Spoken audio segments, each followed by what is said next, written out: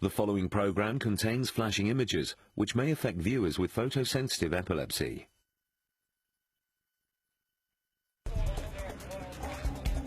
Where's Adam direct to? My God, he's flying north. A Boeing 737 is badly off course. Adam 574, confirm our position, please. The crew struggles to get the plane back on track. This is crazy! They're lost in a violent storm when their plane starts rolling over. Pull up! Pull up! The lives of 102 people are at risk. Adam 574, U-John control. Then mysteriously, Adam Air Flight 574 disappears without a trace.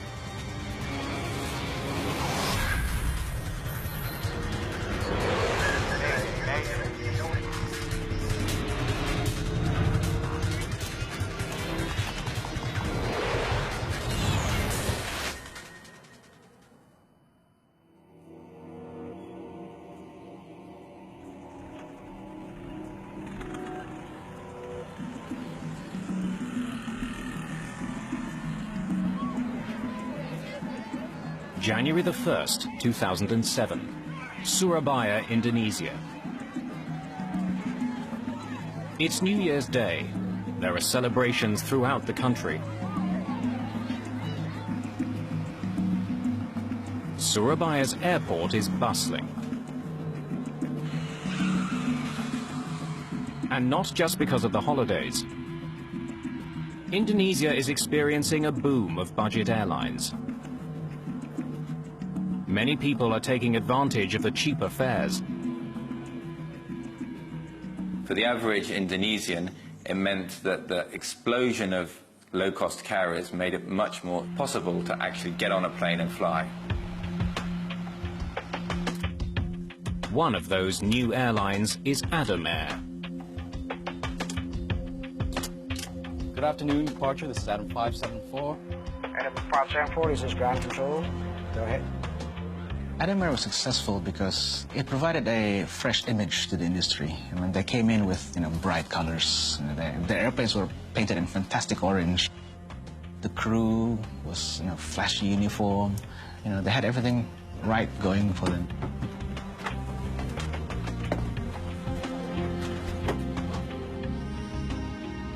Captain Refri Widodo has been flying with Adam Air for 6 months. Today, he's in command of Flight 574, a short domestic flight. His co-pilot, Yoga Susanto, has been with the airline for almost a year and a half. Before the discount travel boom, many passengers wouldn't have been able to afford this flight. More and more people were able to fly, could afford the tickets, and they didn't care too much about the services offered simply because they just were intent on getting from point A to point B as cheaply as possible.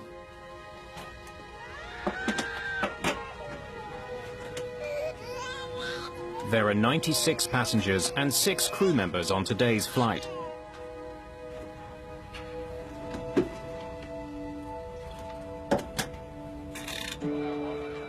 Controllers at the airport are busy juggling planes.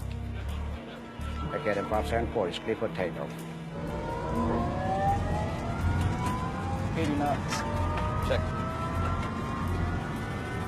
V1. Rotate.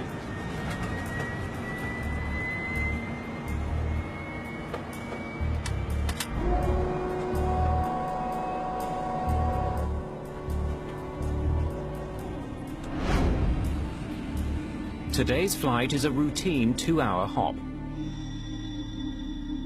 From Surabaya on the island of Java to Manado on the island of Sulawesi, almost 1,700 kilometers northeast. It's the beginning of the rainy season. Weather is unpredictable. Forecasters are expecting fierce storms. Captain Widodo is aware that there may be bad weather ahead. Turn right direct to Fando and climb to flight level 330.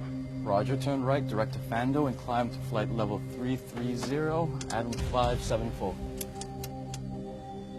Minutes after takeoff, the crew turns on the autopilot. The flight computer will fly the plane and navigate it along a pre-planned route to Manado.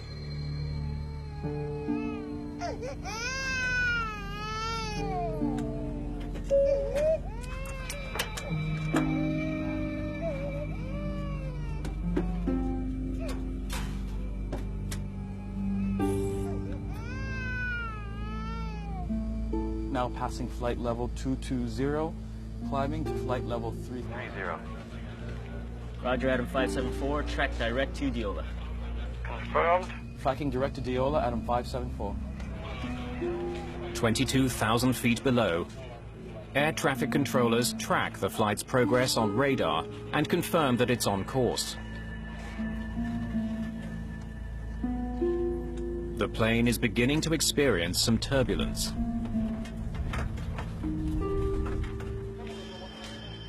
Less than half an hour into the flight, air traffic controllers notice something out of the ordinary.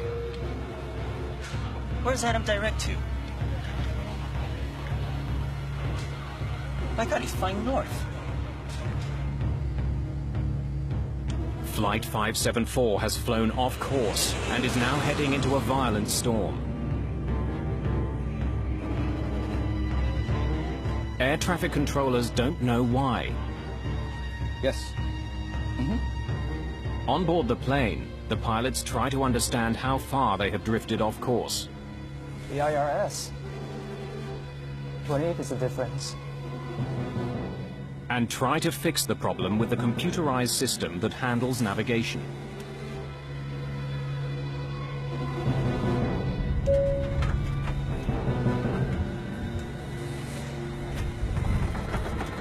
May I have your attention? This is your captain speaking. We are about to experience some turbulence. Could all the passengers return to their seats? Controllers on the ground try to get Flight 574 back on course, giving them directions to their next assigned waypoint called Diola. Adam Air 574, maintain 350, direct to Diola. Confirmed, flight level 350, direct to Diola, Adam 574.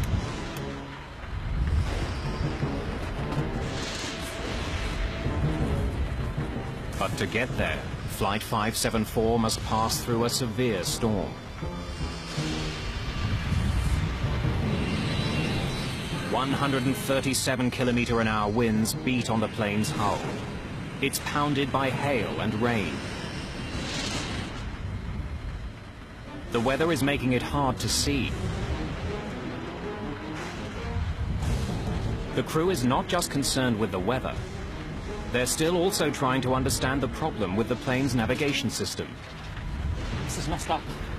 Getting lost over the ocean is everyone's worry, because when you lose your navigational instruments or you lose trust of your navigation instruments, what do? Co-pilot Susanto consults the aircraft's handbook. It's starting to fly like a bamboo ship. Captain Widodo doesn't know where he is. He needs directions. Confirm our position. Adam 574, confirm our position, please. Roger, Adam 574, position is 125 miles. Mike, Kilo Sierra, crossing radial 307. Mike, Kilo Sierra. The weather in Mike Kilo Sierras isn't good. The storm is growing worse. This is crazy. We're going to get lost if it stays like this. Captain Widodo wants to take over navigation of the plane from the flight computer. Okay, put the IRS in attitude.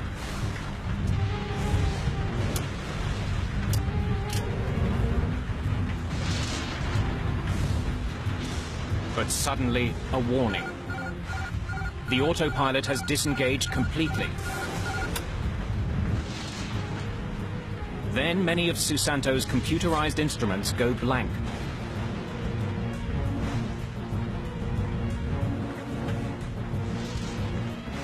The crew doesn't notice that their plane is rolling over. Flight 574 is banking at a dangerous angle. They enter this. Bank angle. Bank angle. Bank angle. If it rolls too far over, it could send the plane and the 102 people on board into a fatal downward spiral. Okay, put it back on nav again. Put it back on nav again. Put it on nav again. Captain Widodo wants to re-engage the flight computer's navigation system. The plane is still rolling, and now its nose has started to point downward. Another alarm tells the pilots that they are entering a steep descent. Don't turn it! This is a heading!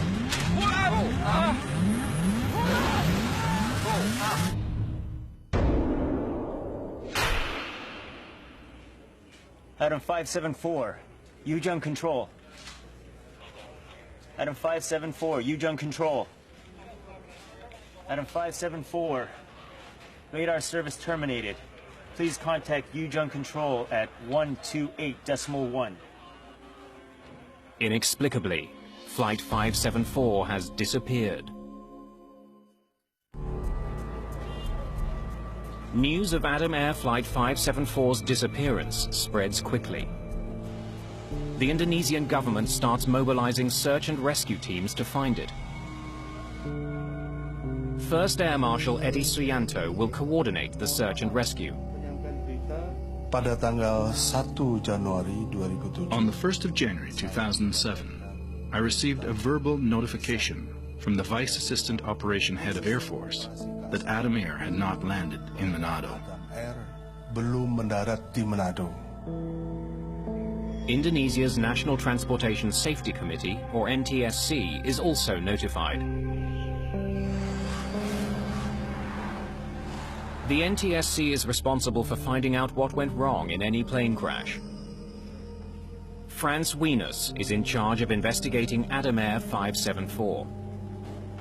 The first steps that we take when there was an accident or serious incident, we will find all the resources that we have and get the team together before we dispatch to the area. Working with air traffic control, the searchers try to pinpoint the last recorded location of Flight 574. I received the report that Adam Air was lost from the radar in the Majin Sea. The plane was last detected by radar as it was crossing the sea, about halfway through its intended journey. Okay, so right around here. But the plane could have flown hundreds of kilometers after that signal was received. It's impossible to pinpoint the exact location. When the aircraft went missing, it was a bit of a shock for everybody because in this day and age, nobody expects an aircraft to go missing. Without a specific location, searchers try to figure out how large an area to scan. Since they know how much fuel was on board, investigators can calculate how far the plane could have flown since it was last detected. If this is their last radar hit, they didn't have enough fuel to fly any further than this. More than 3,000 people are sent out to look for the plane. The Indonesians are joined by a US Navy vessel. But the area they have to search is the size of Ireland. The teams don't even know whether to look on land or on water. And as long as there was no definitive word, hope remained. 12 hours pass without any confirmed sightings. And then friends and relatives' hopes are raised with news that survivors have been found. A new report came in saying that they had found the Adam Air wreckage in the mountainous area of Polewali, with 100 victims and 12 survivors still alive.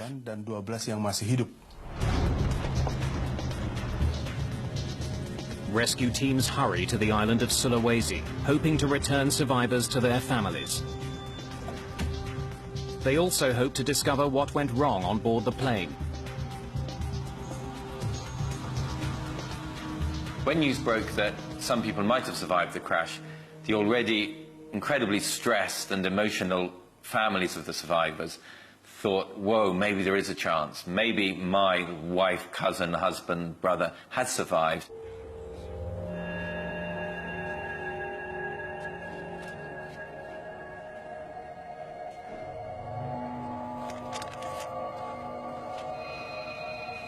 But when the first officials get there, they find that these survivors are not from the flight at all.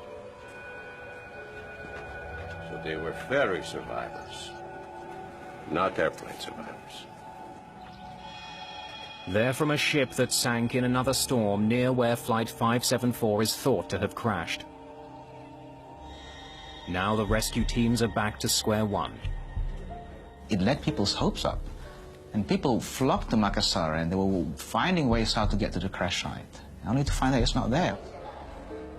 For family members, it's a bitter disappointment. Sebetulnya kita malu. We were ashamed because the information was already spread all over before we verified it. Our government was embarrassed that we publicized that information. It's been a week since the crash.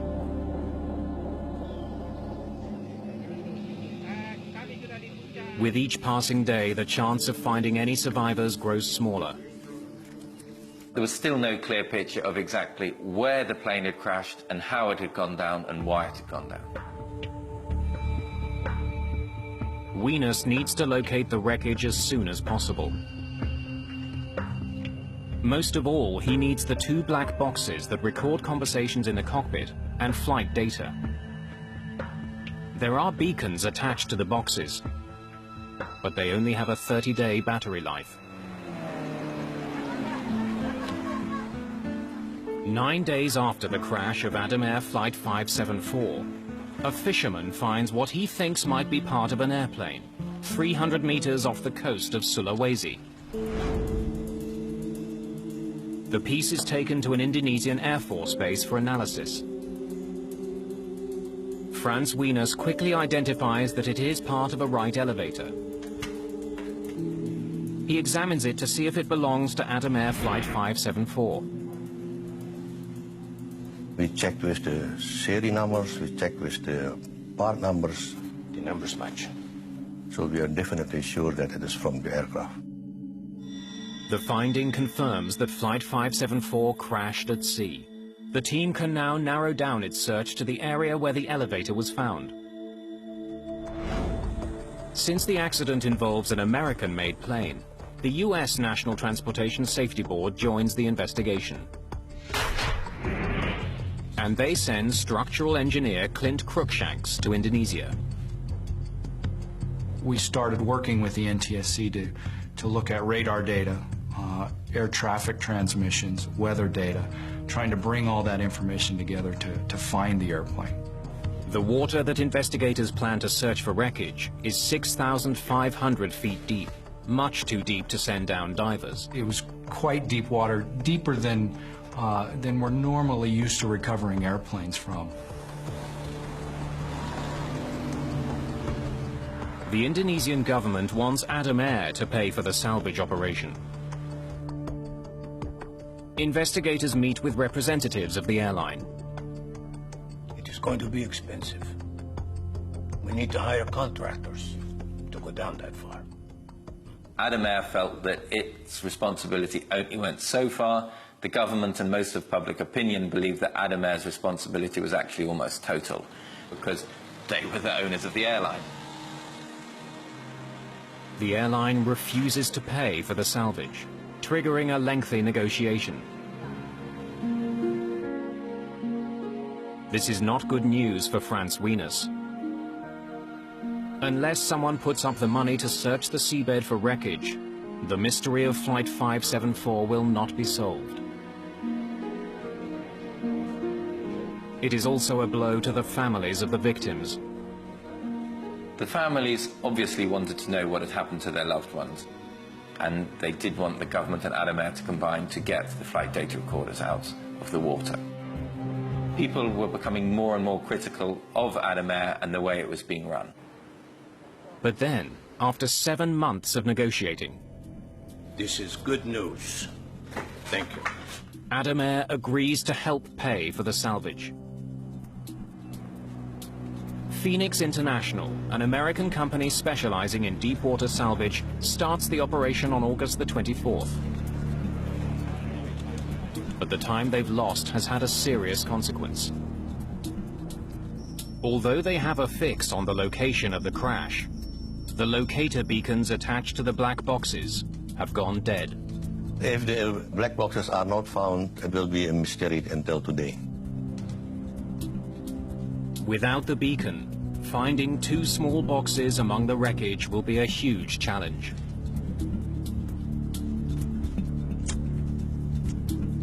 To make matters worse, Adam Air has only put up enough money for 1 week of searching.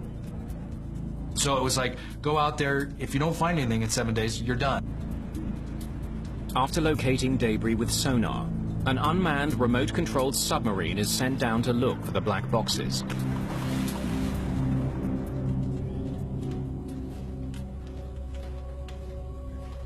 All right, how are we doing? We dove on one location first. We got to that GPS location. There was nothing there. Pull up quadrant 3. So we sat down and decided we'd do a grid search about that point, and so we did a very methodical search. Okay, 3 degrees. All right. Slow, slow.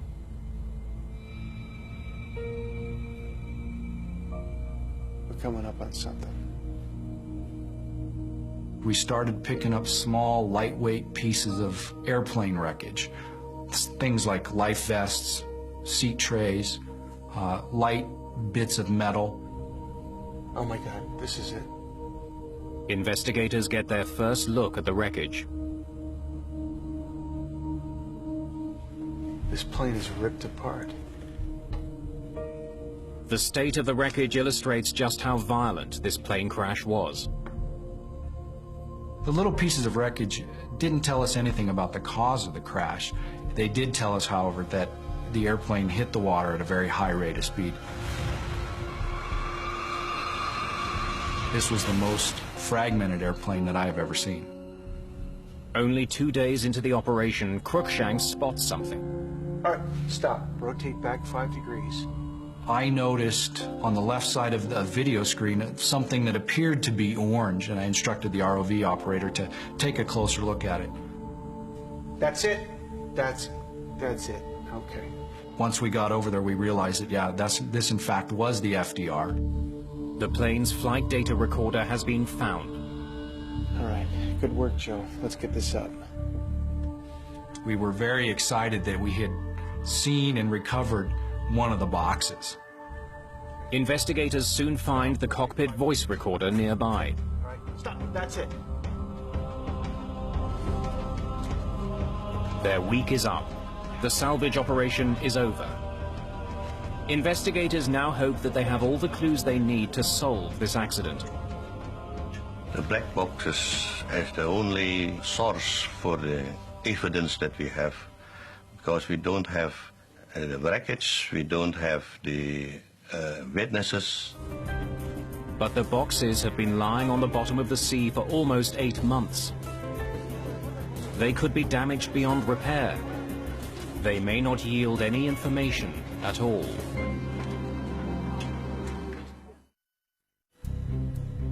The black boxes from Adam Air Flight 574 are taken to the National Transportation Safety Board in Washington, D.C.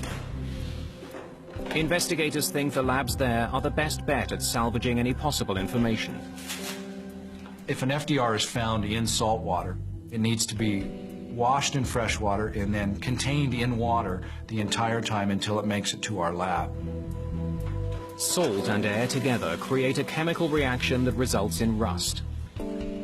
The rust can damage the electronic components in the recorders. Keeping them submerged in fresh water delays that reaction. The importance of having the data depends on the circumstances of the accident. If you're able to recover wreckage in other parts to investigate, then you don't necessarily need to rely on the data. For this particular accident, since the wreckage was going to stay at the bottom of the ocean, it was essential that we had data from the recorders. As the delicate procedure of recovering the data from both recorders progresses, investigators are aware that they have an additional concern.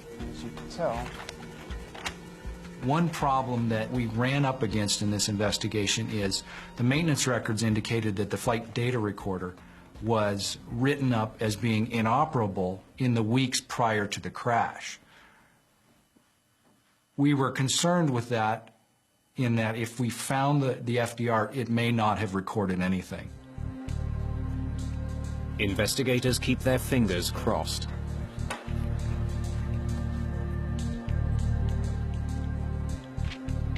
We've got it all. It's all there.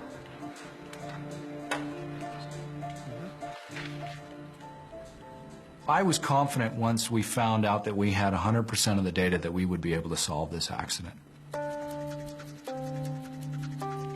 The two black boxes provide investigators with the first solid clues about why Flight 574 fell from the sky. Good afternoon, departure. This is Adam 574. Now passing Flight level 220, climbing to flight level 330. Roger, Adam 574. Track direct to Diola. Confirmed, tracking direct to Diola, Adam 574. The conversation in the cockpit tells investigators that the crew knew that the plane's navigation system was sending them off course. The IRS. 28 is the difference. They're drifting. And that they were preoccupied with fixing that problem. This is messed up. Where's Adam direct to? I thought he's flying north. Adam Air 574, maintain 350, direct to Diola. Confirmed, flight level 350, direct to Diola, Adam 574. To get from one waypoint to the next, the flight computer always has to know the plane's exact location. That information comes from a component called the IRS, or Inertial Reference System. It tracks every adjustment to the plane's course to calculate its exact position. It then feeds that information to the autopilot. The autopilot needs to know where the aircraft is and where it needs to go. Now, the autopilot takes those data from the IRS in terms of height, heading, and speed. But for the system to keep track of the plane's heading, it has to know where the plane started. The IRS has to be calibrated before takeoff. Usually, the crew will enter the coordinates of the gate as the starting point for the computer to track. Investigators wonder if the IRS guided the plane off course because the wrong initial coordinates were entered. We just got this. They check this by looking at information from the flight data recorder. The numbers are fine when they're on the ground. Yes. The data confirms the IRS was calibrated before Adam Air Flight 574 took off. This is where it begins.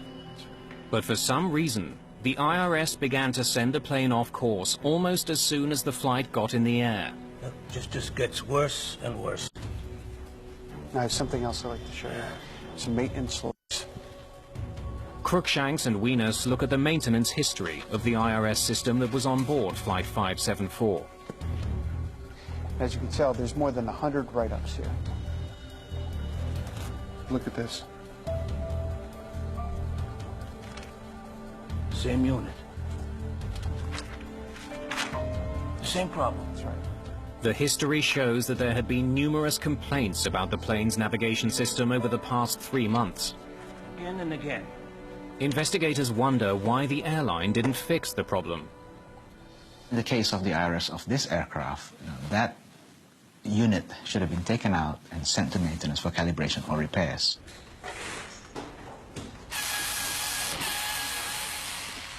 Investigators discover that when pilots complained about a faulty IRS unit, the airline didn't fix it properly. They would either swap it with a unit from another plane, or often they would only do a basic cleaning of the malfunctioning unit.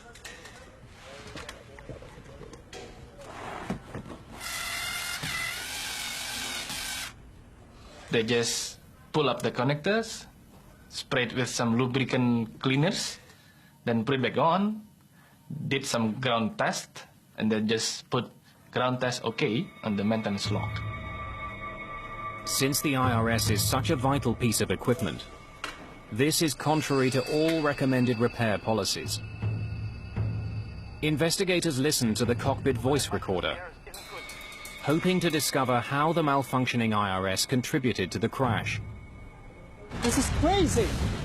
We're going to get lost if it stays like this. Don't turn it! This is our heading! Pull up!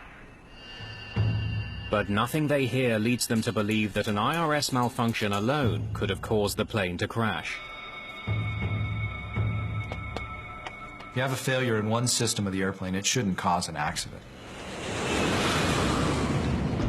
Investigators now wonder if the severe storm Flight 574 flew into somehow played a role in this crash. This is messed up. This is really messed up. It's starting to fly like a bamboo stick.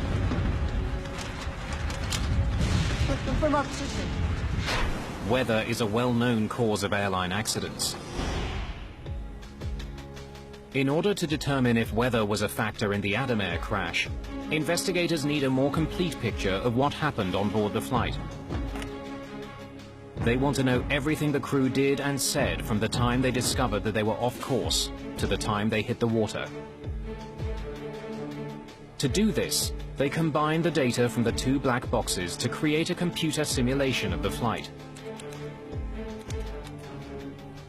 That gives us very close to the possibility of what really happened with the aircraft. Investigators return to Jakarta to study the simulation. They can see that throughout most of the flight, the computer was navigating the plane. But since the flight computer was sending the plane off course, the captain decided to navigate the plane himself. Okay, put the IRS in attitude. Co-pilot Susanto switched the navigation system to a mode that would keep the plane flying straight and level. Captain Widodo could now change his course. This is where they switch from nav to attitude. Switching from one mode to the other forces some computerized gauges to temporarily go blank while they reset. One is the ADI, or Artificial Horizon, which tells the crew if the plane is flying level. ADI goes off and stays off. There was also another much more serious consequence to the switch. That's where the plane starts its right roll.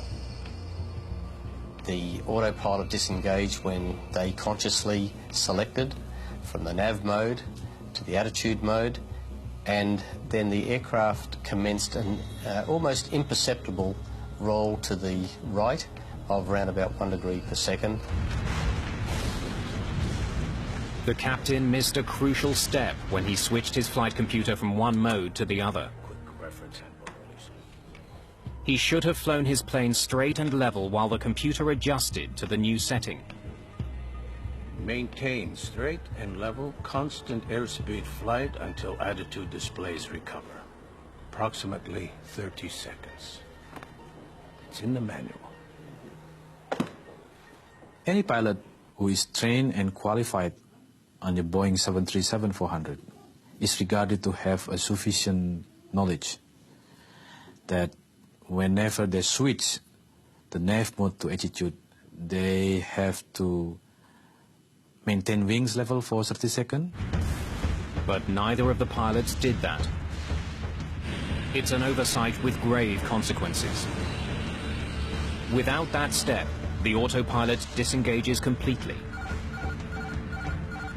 The flight computer did send out a warning when that happened, but the warning was ignored. The crew didn't seem to notice that the autopilot was no longer flying the plane. And it only took seconds for that to become a very serious problem. The data tells investigators that this plane had a natural tendency to roll to the right. Old planes, like old cars, don't always go straight. Throughout the flight, the autopilot compensated for that by raising the aileron on the plane's left wing. An aileron is a movable flap on the wing that controls how much the plane rolls to the left and right. But once the autopilot disengaged, it stopped compensating and the ailerons went back to a neutral position. That allowed the plane to revert to its tendency to roll to the right. And they don't even notice. At this point, the plane was rolling at a rate of 1 degree per second. Focused on their faulty navigation system, and with thick clouds obscuring the horizon, the pilots had no idea that their plane was dipping. It's not uncommon for pilots to get disoriented in this way. Your body will start to fool you. Your senses will start sending you false information or false senses. You might think that you are actually going straight and level, while you're actually rolling slowly to the right or to the left. The 737 is programmed to issue a warning when it rolls past 35 degrees. Bank angle. Bank angle. Bank angle. The flight data recorder shows investigators that in response to that alert, Captain Widodo did attempt to level the plane. They get an oral warning from the airplane that says, hey, bank angle, bank angle.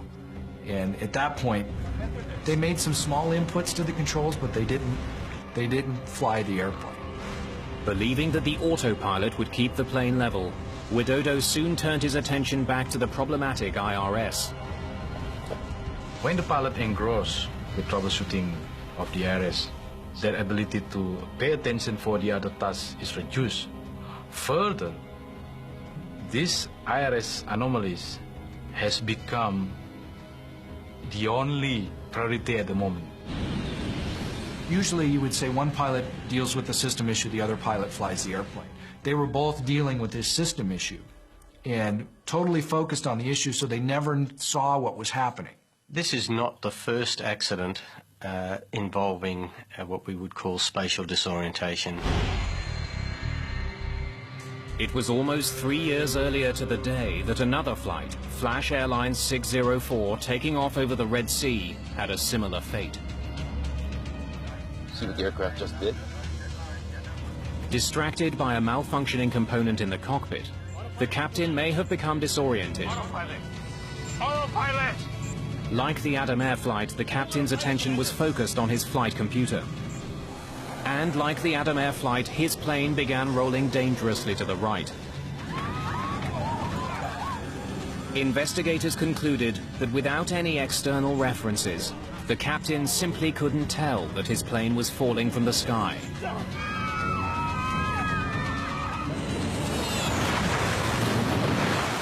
Tragically, just because there is an inertial reference system failure, or let's say in another accident there might be an engine failure, does not mean that an aircraft has to crash. It's 60 degrees now and there's no attempt at a recovery. Don't turn it! This is our heading! Pull out! Pull out!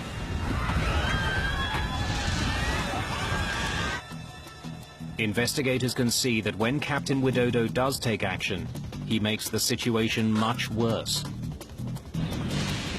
With his plane still banked drastically to the right, Captain Widodo should have leveled his wings and then pulled his nose up. He did the opposite. He began pulling back on his control column before his wings were level. That forced the plane into a tight spiral dive.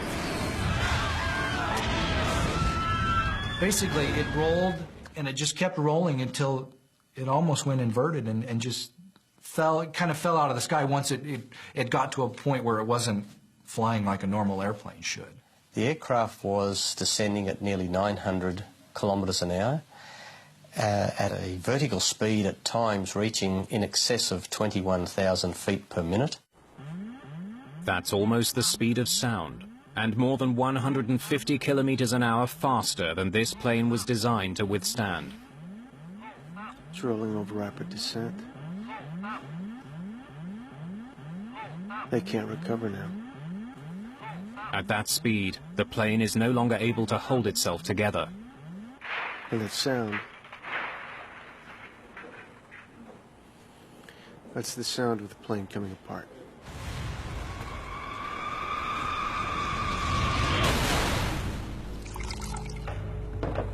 The black boxes have revealed how Flight 574 crashed.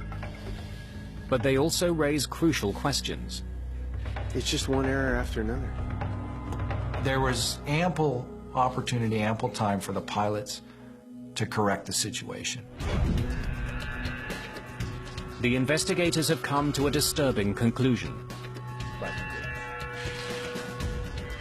The only mechanical failure was with the plane's navigation system, and that shouldn't have caused the crash.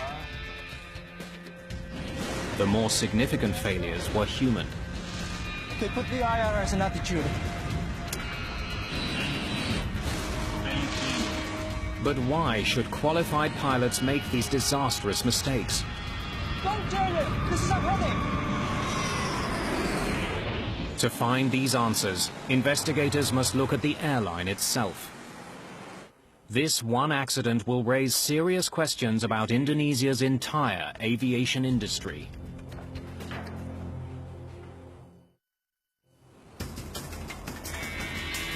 Investigators turned their attention from the actions of the pilots on Flight 574 to the airline that employed them, Adam Air. They meet with the owners. Adam Air was founded in 2002 by a wealthy businesswoman named Sandra Ang. Ang named the airline after her son, Adam, whom she also appointed as the company's president. We need to know more about your training program. The investigators interview Adam Air pilots. Did the airline provide any training on recovery procedures in the event of an IRS failure? No. They want to find out more about how the airline trained its flight crews. What about recovery techniques? IRS troubleshooting? No? What they uncover is disturbing. We could not find any evidence that the pilot was properly trained when they have a sudden disengaging autopilot or when they're flying with the IRS failure. Thank you, gentlemen, for your time.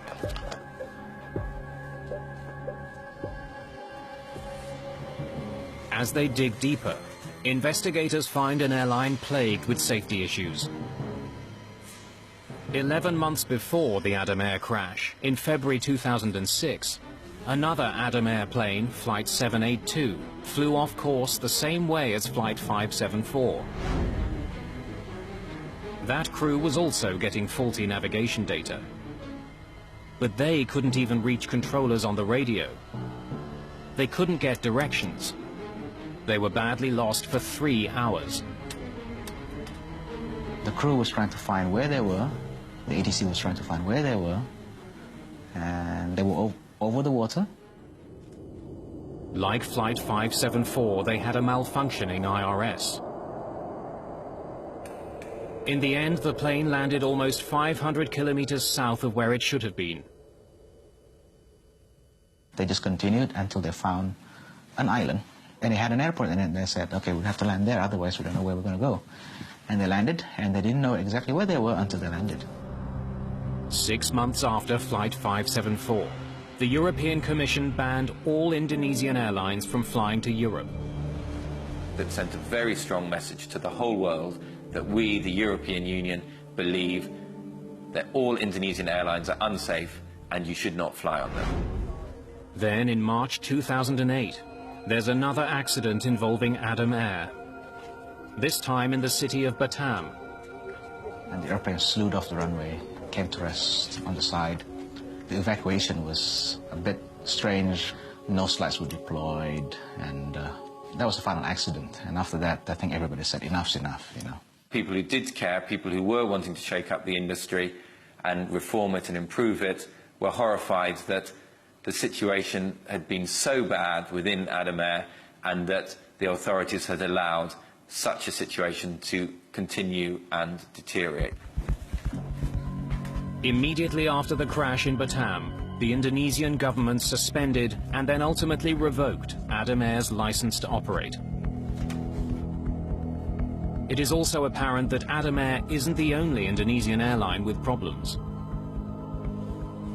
Prior to the Adam Air crash, Indonesia experienced a bad crash about every year to 18 months.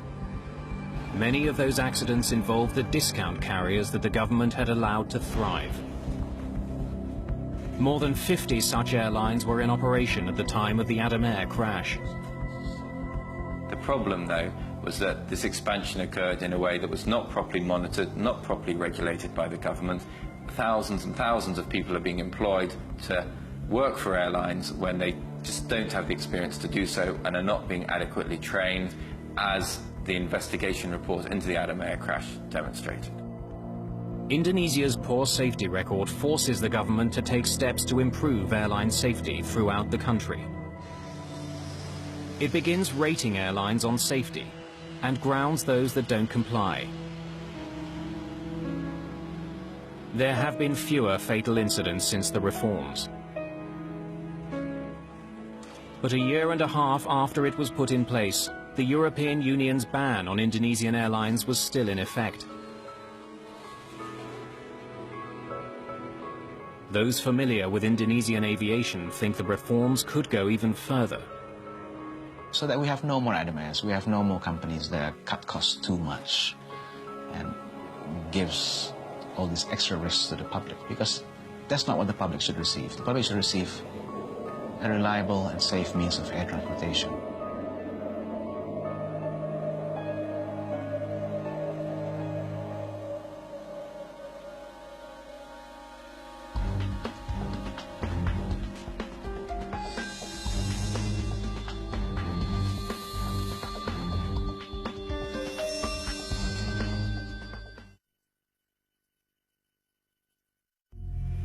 How did a series of seemingly unrelated events lead to the death of 583 people? We are still on the runway. That was the last thing I said. Uncover the truth behind the worst disaster in aviation history.